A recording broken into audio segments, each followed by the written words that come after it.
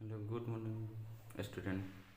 आज हम इस नए वीडियो में क्लास 10th के चैप्टर वास्तविक संख्या के सबसे महत्वपूर्ण टॉपिक यूक्लिड विभाजन प्रमेयिका यूक्लिड विभाजन प्रमेयिका के बारे में जानेंगे। जो क्लास 10th का सबसे महत्वपूर्ण टॉपिक है और ये इससे बहुत से क्वेश्चन भी देता है, जो कि हमारे एग्ज़ाम के लिए, बोर्ड एग्ज़ाम के लिए, खास करके जो इस बार जो क्लास 10th के बोर्ड एग्ज़ाम देने वाले विद्यार्थी हैं उसके लिए ये बहुत ही महत्वपूर्ण है। इसको हम बहुत ही आसानी तरीक़ा से हल करेंगे। सबसे पहले जानते हैं कि यूक्लिड विभाजन प्रमेयिका क्या होता है।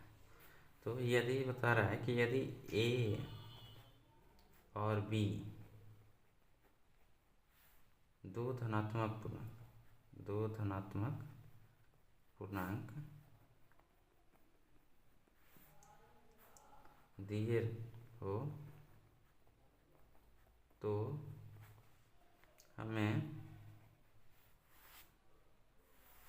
अद्वितीय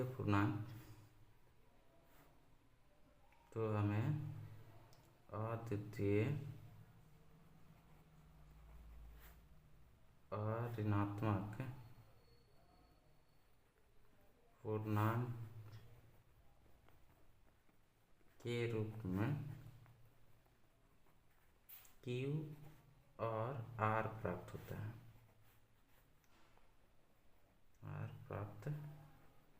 है। यहाँ जहाँ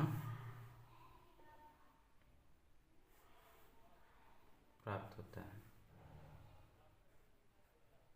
जो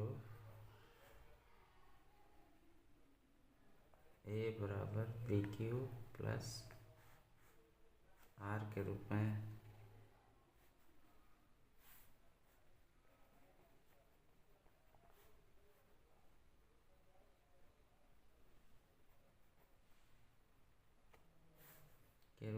जहाँ 0 लेस देन और इक्वल R और B ग्रेटर देन R होता है। तो यूक्लिड विभाजन प्रमेयिका हमें यही समझाता है कि यदि A और B दो धनात्मक पूर्णांक दिया तो हमें, जब हम A से B में भाग देते हैं तो हमें दो अद्वितीय अऋणात्मक पूर्णांक के रूप में Q और R प्राप्त होता है। ठीक है, जब हम लोग एक छोटी संख्या से बड़ी संख्या में भाग देते हैं तो हमें दो अऋणात्मक पूर्णांक के रूप में Q और R प्राप्त होता है, जो A बराबर BQ प्लस R के रूप में है, जहाँ R जो होता है वो 0 के बराबर या 0 से बड़ा होता है, लेकिन B से क्या होता है, छोटा। तो अब हम लोग जानते हैं इसके बारे में कि यूक्लिड विभाजन प्रमेयिका द्वारा हम लोग दो धनात्मक पूर्णांकों का एचसीएफ ज्ञात करते हैं। यूक्लिड विभाजन प्रमेयिका से हम दो धनात्मक पूर्णांकों का एचसीएफ ज्ञात करते हैं।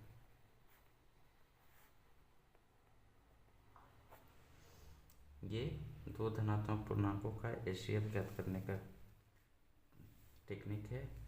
ये हमारे क्लास 9th में विभाजन के रूल पर भी आधारित है, जिसको हम लोग 9th में पढ़ेंगे कि भाज्य बराबर भाजक गुना भागफल प्लस शेषफल, इस पर ये आधारित है। जैसे यहाँ सबसे बड़ी संख्या को भाज्य बोलते हैं, तो मान लिया कि A सबसे बड़ी संख्या है तो भाज्य हो गया। भाजक छोटी संख्या होता है तो B और जब हम लोग ए से बी में भाग देते हैं तो हमें भागफल के रूप में क्यू प्राप्त होता है और शेषफल के रूप में आर। इस तरह से ए बराबर बी क्यू प्लस आर। अब हम एक उदाहरण लेते हैं और समझेंगे कि इससे हम लोग किस तरह से यूक्लिड विभाजन प्रमेय से एचसीएफ ज्ञात करते हैं। जैसे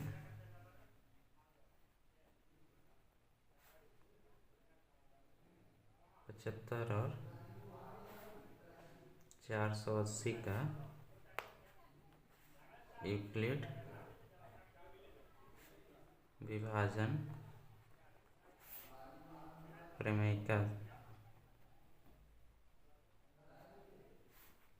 द्वारा एचसीएफ ज्ञात करें।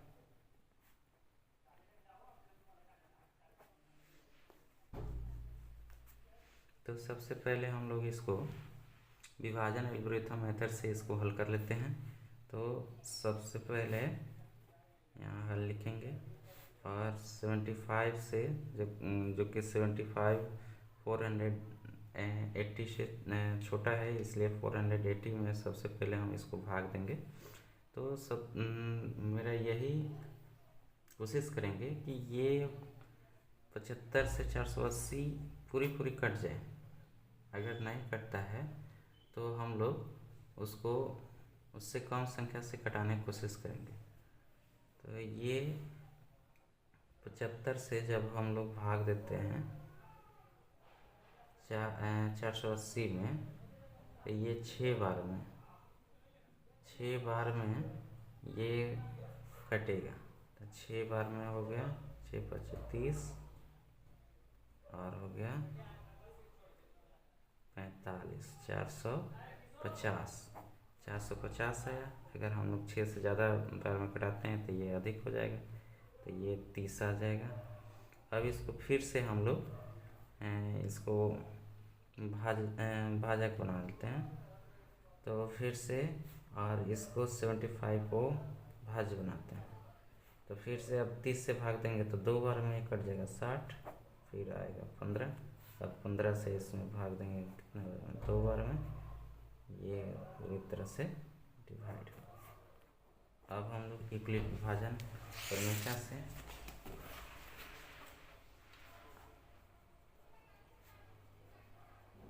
यूक्लिड विभाजन प्रमेय से इसके अनुसार ए बराबर बी क्यू प्लस आर। तो यहाँ ए किसको मानना है, सबसे बड़ी संख्या को। तो ए हो गया यहाँ 480 और किससे भाग देंगे 75 से, कितने बार में 6 बार में, कितना शेष बचा। तो जितना शेष बचेगा उसको आर बोलेंगे। तो हम लोग भाग दिए, देखे हैं कि शेष कितना बचा है।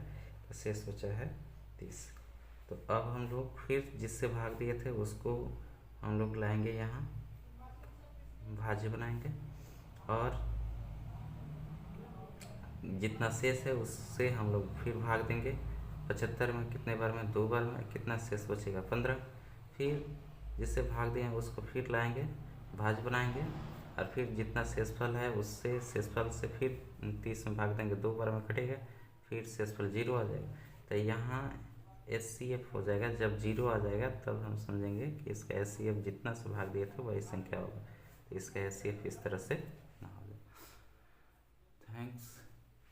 और ये क्लास 10th के लिए बहुत ही इम्पोर्टेंट है, इसलिए इस वीडियो को अधिक से अधिक